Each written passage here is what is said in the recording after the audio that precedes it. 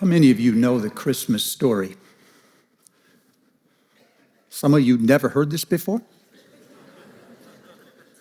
Or just, it's so obvious that you just don't raise your hand. Does everyone know the Christmas story? Well, then why tell it? Well, the hard thing this morning is to tell a story that you already know and try to find something that you haven't seen before.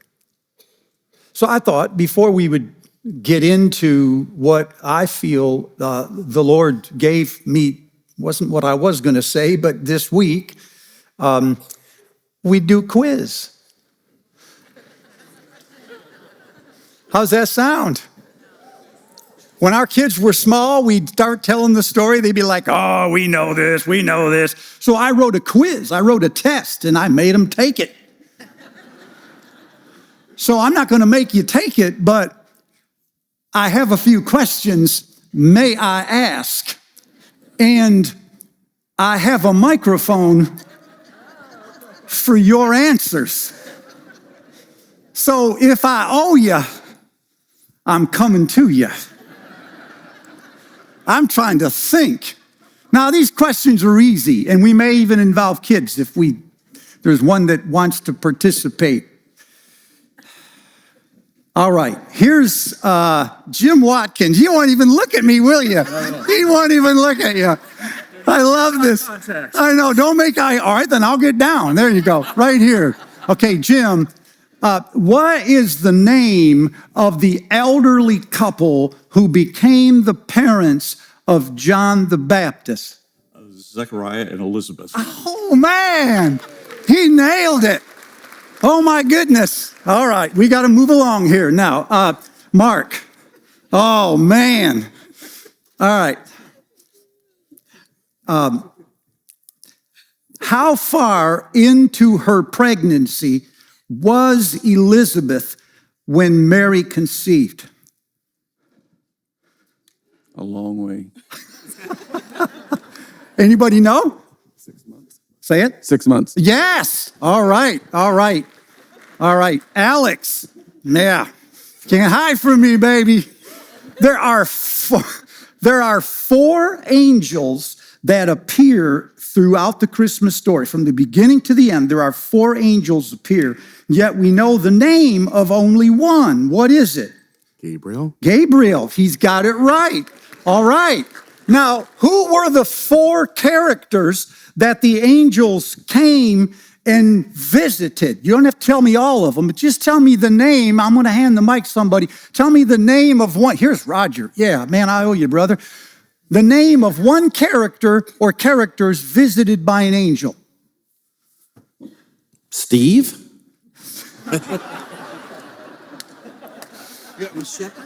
Say it. Shepherds. Shepherds. There's one. Give me another one. Can you give me another one? No.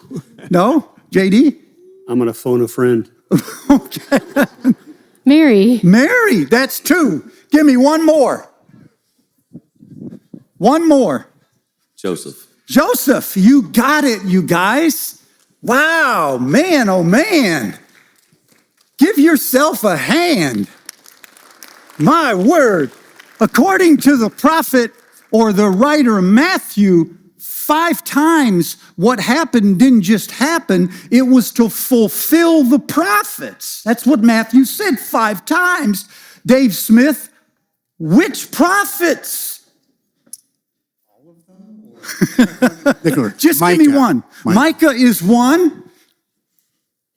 Isaiah. Yes. All right. Give yourself a hand, you guys. Wow. Man, that is awesome. All right. Sometimes when you tell the Christmas story, what strikes you is a person, a character stands out. Sometimes, and Ethan talked about that 2 weeks ago. Sometimes what strikes you is a place. And Emily talked about that last week, like Bethlehem. And sometimes what strikes you is a phrase. So this week, what stood up and introduced itself and changed my direction is this phrase in Luke chapter 2, verse 6, where it says, and while they were there, the time came for her to deliver the child. And while they were there, where? Bethlehem, the time came for her to deliver the child.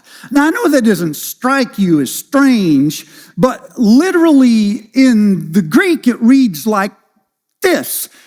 And it so happened that while they were there, the days were fulfilled. She became full term and time to deliver the child. When I saw it, I thought, wait a second, nothing just happens in this story. And yet that's exactly what Luke said. And so it happened that while they were there, the time came, the days were full, so she could deliver the child. Well, I looked it up. And that phrase, agoneto, occurs 8 times in the first 1.5 chapters. So the way Luke tells the story, this is just sort of happening. So for instance, it says, it so happened that Zechariah's division was on duty in the temple when the angel appeared and said, your wife is going to have a child. And so when he went home, it just happened that she became pregnant. And I thought, well, that was convenient. It says at the beginning of Luke chapter 2, it so happened in the days of Caesar Augustus that the Roman government, the Senate, declared a tax. And then later on it says, and so it happened that while they were in Bethlehem responding to that tax, she became full term and delivered the child. And I thought to myself, well, what is it? Is this stuff just happening the way Luke says it was, or is God behind it? And the answer, of course, is yes. 2 things appear true throughout the Christmas story that you know so well. One of them is that God is in control. He does whatever he wants. Agreed? The other is that somebody else is in control, doing whatever they want. Agreed? When I say God is in control, I mean he thinks, he decides, he speaks, even when no one's around to hear it. And when he speaks, it happens just like he wants it. And so, the 4 angels who appear to the characters in the story, none of them come asking. These are not invitations. Hey, Mary, what do you think? Hey, shepherds, do you want to go? None of this is an invitation. Every time the angel is telling the characters what will happen, and they're even telling them how they're going to feel about it. Zechariah, you're an old guy, and your wife's a couple years younger, say in your 70s, early 80s, and your wife is gonna become pregnant, and oh, Zechariah, you're gonna love this. This will be a moment of joy. And the angel seems to not care what the collateral damage might be. I mean, if you're 75 years old and you're still getting up in the night because the child can't sleep, that ain't joy. There's some serious drama going on there. If you're a pregnant teenage girl, how do you think your parents feel about this pregnancy? Despite your story, we are never told about Mary's parents. And yet they had to feel something, didn't they? But the angel seems not to focus on this. The angel just says, the Lord has decided, and this is what's going to happen. And all of it happens because it was prophesied that way. You see what I mean? God is in control. On the other hand, it appears from time to time like it's actually the humans who are driving the story. Mary and Joseph will go to Bethlehem, but not because the prophet said so. It's because the Romans want more money. So it's the tax that seems to drive them to the place the prophet said they would be. And the child will come out of Egypt not because he's coming back from vacation, but because an ego of a madman king is involved, and that's what drove him there in the first place. The woman will conceive miraculously, but once she conceives, it will take all 9 months. You say, of course. No, God can do anything. Why would one who miraculously conceives the child a moment later subject himself to the process of pregnancy? Two things appear true to me. One is that God is in control, and the other is that other people are in charge. How can this be? And why is it so important to you this morning? Some years ago, after we moved here, a couple from a class took us down to Indy to a thing called Improv theater. Have you seen this? Yeah, have you seen it? It's the Whose Line Is It Anyway kind of show about 40, 50 years ago. It's someone stands up and starts the play and somebody plays off of what they're saying. And the beauty of improv theater is that even though the story, the plot has been handed to the actors, one actor doesn't ever know what the other one's going to do, and you have to play off of it. And so they called people up from the audience and they said, here's the situation. And then the audience had to get involved in the play. We had to participate on stage. Oh man, that's a fate worse than death.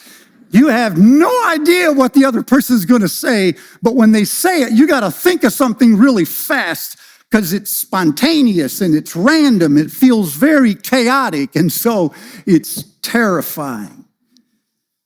It feels to me, people, like what is happening at Christmas is more improv than a play. In a play, the script is written line for line. The producer has rehearsed the entire scene with the actors. There is a right and a wrong way to handle the scene depending on the way it was written. But when it's improv, we know only the plot. What we actually say and do or won't do in a situation is up to us. And the story writes itself while the actors do improv. Are you still there? Now, some of the rules of improv are that spontaneity is not randomness. What appears to be random is actually the result of actors that know each other very well, and they've rehearsed even backstage, though they didn't know this particular story. You still there? Another one of the rules is that whatever a person says to you or does in the play is called an offer. If they say something, if they do something, if they make a facial expression, if they just sit there in silence, their actions, their words is called an offer to the other person. And when a person makes an offer in a gesture or in a statement, you have one of two things you can do.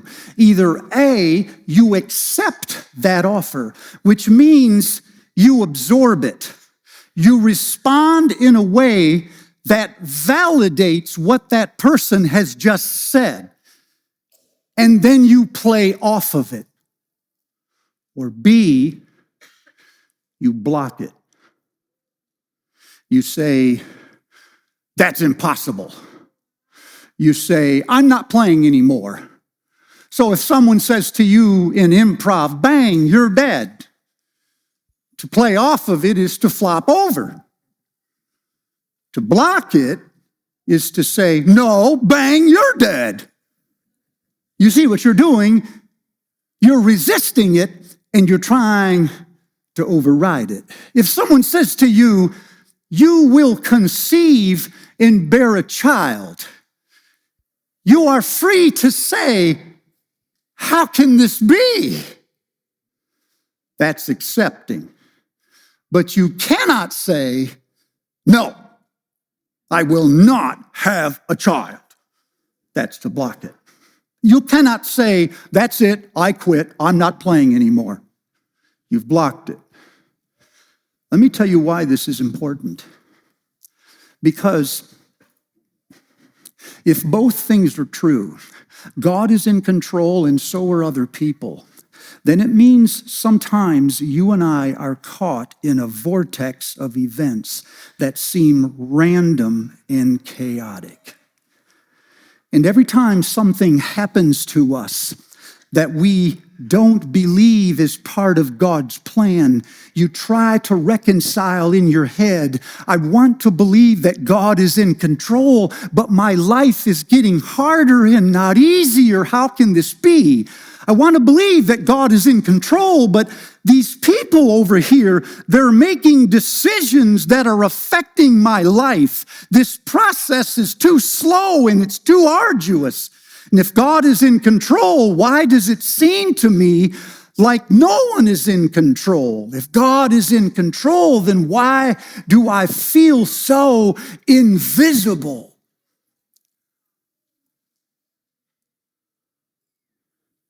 So you go home on a day like Christmas and you think God is in control for somebody else, not you.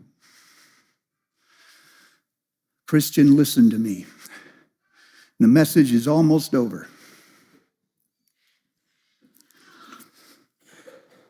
Despite how you feel this morning about situations you had nothing to do with,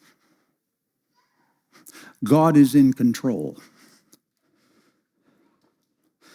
He may not have handed anyone a script, but the plot has been determined.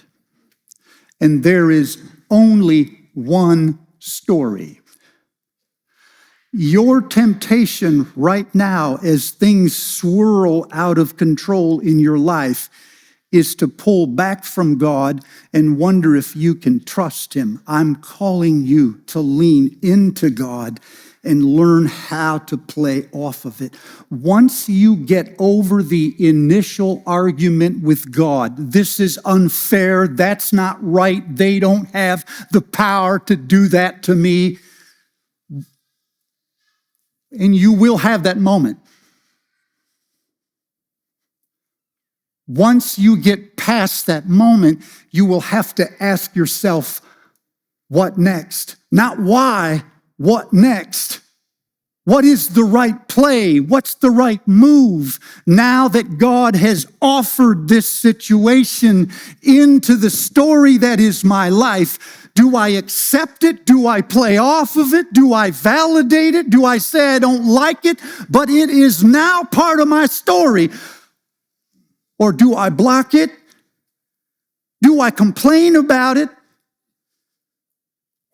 Do I think, oh, I know how this is going to end, and pick up the pen and write the ending? Let's just end it now. I'm not playing anymore. Sometime between now and next Christmas, people where God Himself will make offers. And I'm not saying you'll like them all, but God will bring things into the story that you don't think belongs there and you don't think are fair. And after you get to the point where you can't reconcile it anymore, you'll just figure out we have to find a new way. We have to learn how to walk with God now that this is part of our story. Are you there? This morning, as we come to the table, we are not coming, at least in my mind, church, we are not coming as a reenactment of the cross. We're coming as an invitation into a story of a God you can trust.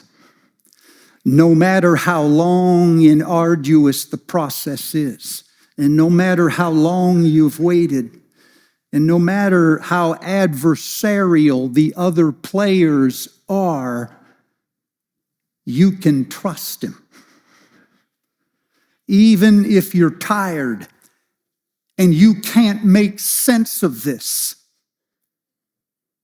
after you've got past the injustice of it, you have to decide you can trust him. So this morning, as we come to the table, what we're receiving, I hope, is an invitation into the story that is God's. The lines, the parts are moving with every offer, and the story is changing. But it's not getting worse, Christian. God is using every decision of others, every overreach in power, every slow and tedious process God uses and weaves it in to the story of the church.